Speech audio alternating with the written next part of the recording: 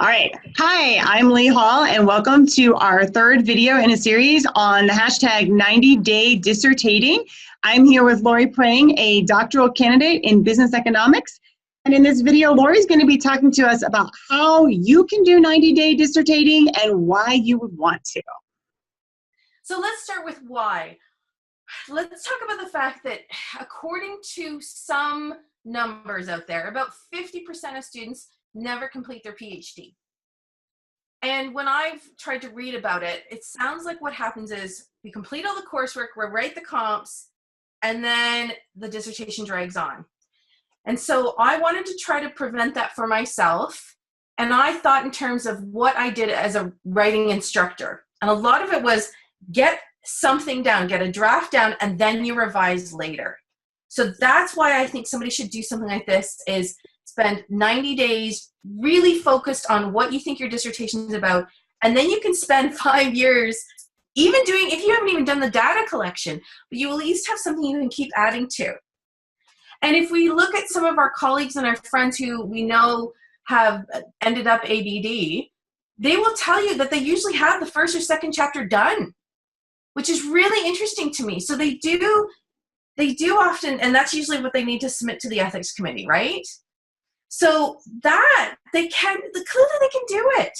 So what if at the same time you're writing those parts, you just wrote some version of the other chapters? Now I'm doing a European dissertation, so I could have up to 12 or 14 chapters. They're more broken up. And in fact, in my cohort, I'm the only one that's doing a monograph. Everybody else is they're doing the 3 journal articles. Mm-hmm. And that's part of the career path I'm on. But I really think it's about generating it and then later revising. I'm also going to speak as a librarian in that you will have an easier job finding the literature you need to find if you start off what you think first. Because your literature review is not everything on a topic. Your literature review is the evidence to support your points. So if you wrote your literature review as a first draft without even having logged into your account with the library or gone into the physical library itself or into an archive, depending on your discipline, you will be much more successful. And we try to tell that all the time as librarians, but I also found that as a doctoral student, it was much easier to do the literature reviews after I did a draft, just free writing of what I think the literature. Now I'm actually doing 2 literature reviews, 2 systematic literature reviews to make my dissertation work. But yeah, you need to start off with what you're actually aiming for. So I think you've made some really good points here that I just want to reiterate that I think a lot of people will benefit from.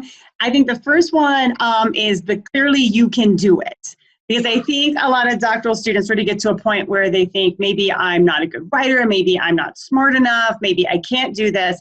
And it really is a lot of what you've been saying over the course of all of these videos, which is, you need to create a habit for yourself and a context in which you will be writing, and to try to do so in a way that you're not judging yourself very heavily, that you're just producing the work. So I think that's the thing, is that if you're in a PhD program, you are capable of doing the work, right? It's just setting up some kind of a system where you can get it done. And I think this idea about getting it down is really important. So I know, so I'm a full professor. Even as a full professor, the thing that I hate the most is starting an article from scratch and having completely blank documents. I'm really happy right now because I'm third author on something, and they're just waiting for me to sort of plug in my section, and then I'm going to go through and edit. And it's really nice because even though I haven't written, I just started working on it this morning, it's not a blank page, it's surrounded by paragraphs, and it's really nice. It makes me feel better even though my section isn't written. So I thought those points were really worth, reiterating. Yeah, exactly. That's why it's easy to write the reviews for journals than it is to write the articles to submit to journals. Yeah.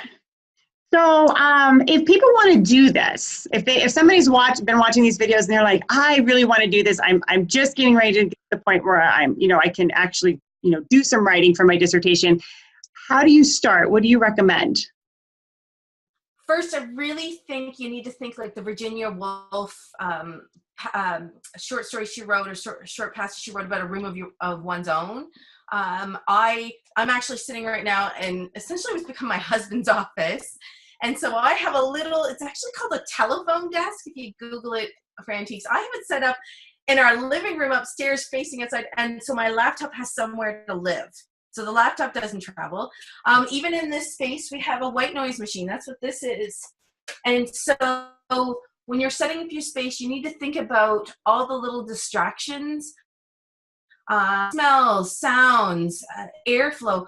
That goes so much further than we often recognize. I have noise canceling headphones that make a big difference for me because earplugs bother me.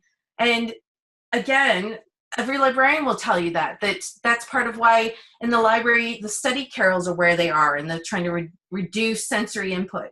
That's the first, I actually really do believe that's the first thing, is a physical space with sensory input reduced so you can actually think. And don't be afraid. If you need to write in bed, do it. There's several famous authors who wrote quite a bit in bed. And you don't even need to write.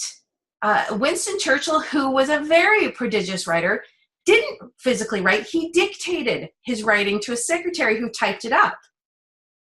So I also did that too as part of the 90-day challenge. I found at some points I would get kind of stuck and I couldn't figure out how to type it.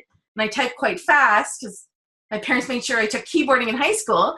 I started Skyping with my mom. And so I would record it, and then I would go to a website, rev.com, and they would do transcripts. But you can also use Dragon Speak. You can use a bunch of technology that people use as part of their accommodations. And I would have transcripts then made. And so that was the way, and I want to give credit to my father who mentioned about Winston Churchill dictating. And there's some movie, you can find clips of it on YouTube, where there's Winston Churchill in the bathtub dictating to one of his secretaries. So again, it needs to work the way you need to work, and just think of it as each day you're putting it out there. The other part of the how-to is you might need to do a bit of planning. So recognizing that writing usually has to be separate from planning. I have behind me mind mapping that I did for a journal article. So other people need to write notes. My husband has for years had a notebook with him that he fills out everywhere, and it's incredible how much he's written as a result. And when I say everywhere, there'll be times we're driving and he's like, oh, I just thought of something. Can you get my notebook out and write it for me? Do whatever you need to do so that way when it's time to be at the computer, you have something to write from. Boyce has a lot of advice about that. There's a lot of other books out there that talk about that sometimes you have to do the pre-writing thinking. Yeah, I think those are really great pieces of advice, right? You have to have your space, and it really, for the most part, I need a consistent space. Some people I know write in coffee shops. I can't do that. It's too much distraction. It's too much noise. But for some the people that do it tell me it's very invigorating. It's very inspiring. I don't understand it. I want everything quiet. I actually might look into getting a white noise machine because that's an excellent idea. But again, like the kind of environment that you and I work in is probably not going to appeal to the coffee shop people at all. So because they get their stimulation, as I understand it, to write from that. So it's about finding your space. And then also know that 90-day dissertating starts when you decide it starts. There's no formal, we all start January 1 and go for 90 days. You pick your 90 days, correct? Yeah. Yes. And we can often look at like the November National Writing Month. I actually read the book I'll find the title for you. I borrowed it from the public library and just read it to figure out how he sees it working. And that's what he said, is that November might not always be the right time for people. So you can do it at other times of the year. And I think that's a big part of it. We can also talk about the complete reverse, where somebody could go, there's a lot of religious places, monasteries, for example, they'll let you stay for a week that you could do a writing retreat. Banff, Alberta hosts writing retreats. There's a whole bunch of them. And that's almost the reverse, where then you're writing 12-hour days, but it's the same kind of thinking as get as much down as you possibly can.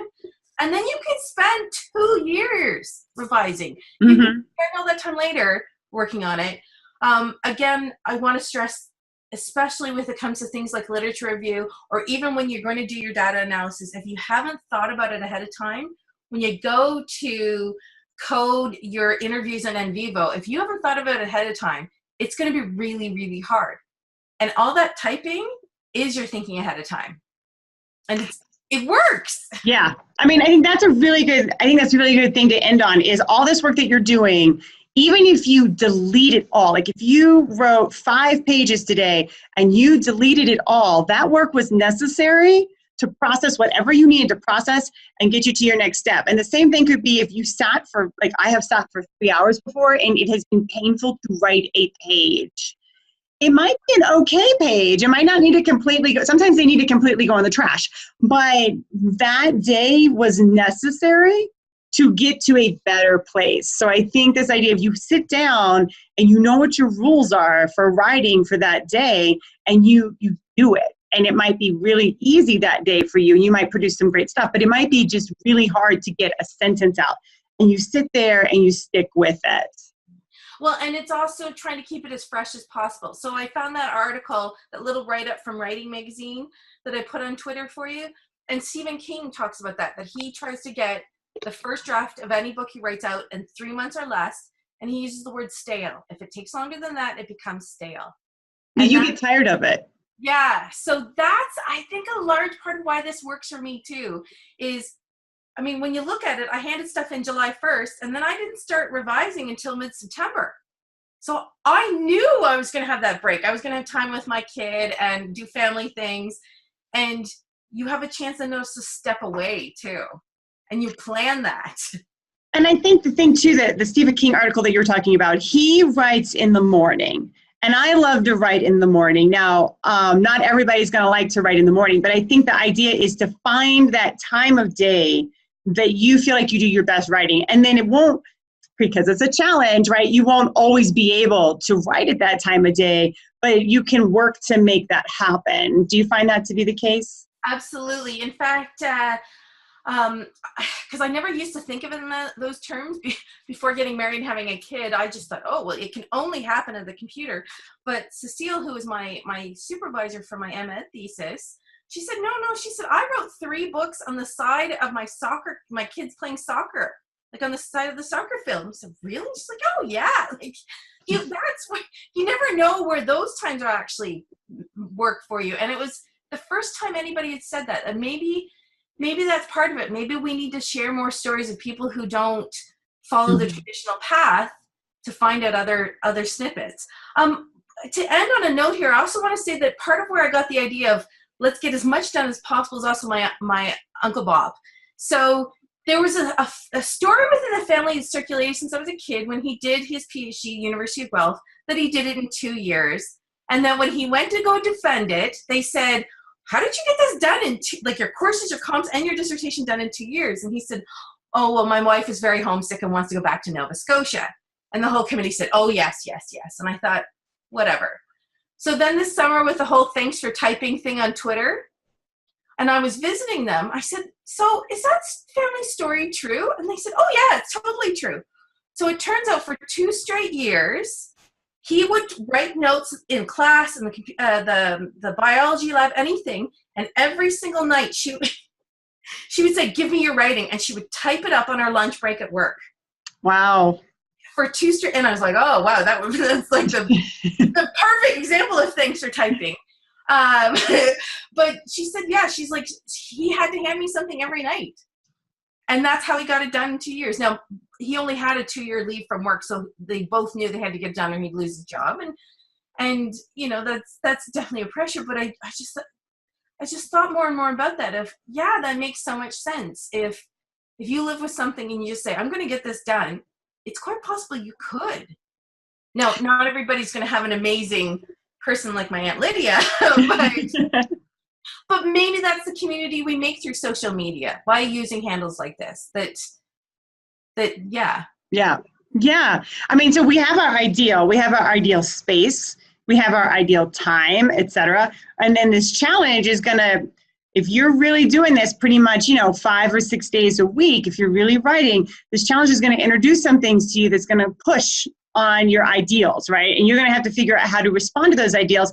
And sometimes it might mean putting up with something that just, you're doing the writing, but the environment that you're in is just driving you crazy. You're doing the best that you can. But you might also find out things about yourself as a writer that you can do, or that you even prefer, that you wouldn't have otherwise. So it can sort of, it will break you out of your rut. It has the potential to do that. Well, and that's exactly what I found with me. Now I record all conference presentations I give. Mm-hmm. So I take my little digital recorder because I find the quality's a little bit better than trying to record off my phone. And I'm now doing that. And that works for me because I'm more of an oral storyteller than I am a textual storyteller. So as my first draft. Yeah, exactly. But I would not have done that if I wasn't trying to write every day. Wow. So that's great. So thank you, Lori, for sharing, all your thoughts and experiences with the 90-day dissertating. Again, we will link to that in the show notes. Please, think about it, give it a try. I'm sure you're available on social media. People can use the hashtag 90-day dissertating and reach out to you and see what's going on, correct? Yeah. All right. Well, thank you very much. Thank you.